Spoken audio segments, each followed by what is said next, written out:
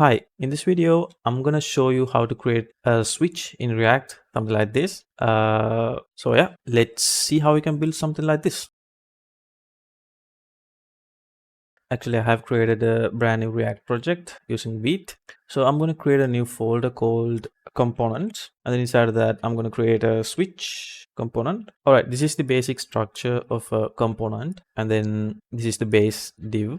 Right, I have already installed Tailwind. It's a styling thing. Yeah, I'm gonna call class. I'm gonna say class name, and then the base div is gonna be a flex. And inside of that, I'm gonna write a span. But let's say the width is gonna be 80 pixels. That means W-20. This is how we write in Tailwind. Width is gonna be 20, and then height is gonna be 40 pixel. Right, let's put a background, let's say gray 700 or 600 maybe.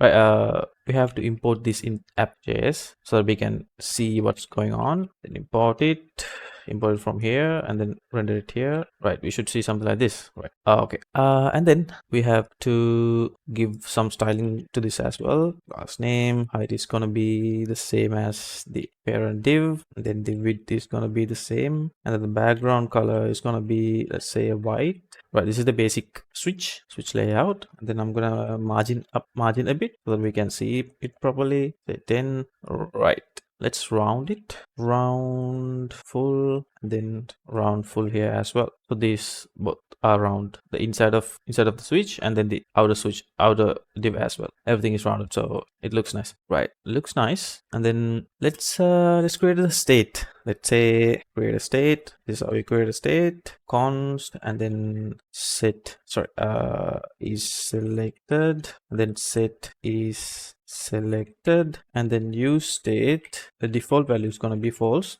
We have to import the use state from here. Use state is a hook to write states. All right, this is the state. What I have to do is, what I need to do is, when you click this knob, it should say true, and when you click it again, it should say false. So basically toggle it.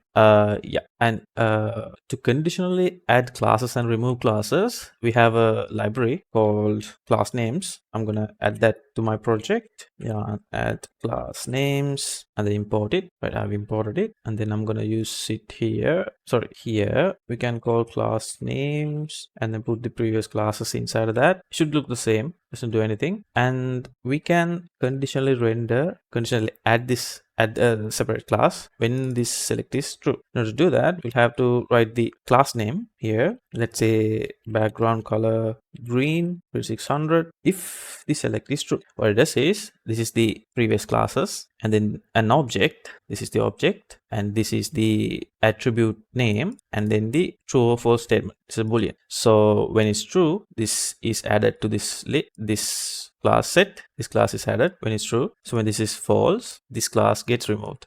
Right, so yeah, let's check this. This is false right now. Let's say true. See, this gets changed, the color gets changed. By the way, I wanted to add the green color to the parent div, so I need to do the same thing here as well. Remove this, and then for class names, and then put the previous classes, and then another object. This object is gonna be the same as this one, and then I can remove this object from here. Right, when you say true now, the background should be green. Right, it's 500 here. That looks better, I think. Let's say false. Now I need to send this knob thing to the end of the parent div when this is true. So I can do this by saying, let's put an object here, and then margin left, side of string, margin left, let's say 20 pixels for now, just to see if it's working. Is selected. This is the state. When it's true, it changes. Right, I need to move this 40 pixels, I think. Say 10. Yes. Right, let's change this selecting is selected state when you click the switch. Let's do that. Set an on-click listener on the parent div, and then set the is selected state to the negation of this, or an opposite of this boolean value, like this. Let's say, for example, if this is true already, when you click this, set the state opposite of this state. That means when it's true, when you click this one, this even gets executed, and then this sets the new value to the false of this current value. Right, see, it works. When you click this, it changes the state. So if you want to make it smooth a bit, we can add transition all. This makes it a little smoother, make it a little bit more smooth, maybe duration 500 milliseconds. Right, it's smoother now. Let's add a transition duration for this parent div as well, so that the background color is nicely faded as well. Let's try that. Right, it works. Let's put a little background to this knob as well.